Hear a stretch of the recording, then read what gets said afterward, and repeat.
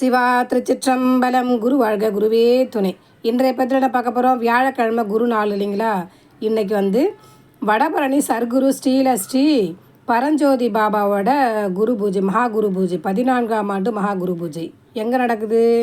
நாள் 12/7/2025 சனிக்கிழமை, பால்நல்லூர் வல்லக்கோட்டை அருகில் வல்லம். பார்த்திங்கன்னா ஸ்ரீபெரும்புதூர் கிட்ட இந்த ஊர் வல்லக்கோட்டை முருகர் கோயில்கிட்ட வரும்னு நினைக்கிறேன். சரிங்களா? இங்கே இந்த இவரோட குரு பூஜைக்கு எல்லோரும் வாங்க. ஏன்னா குருவருள் இருந்தால் திருவருள் கிடைக்கும்.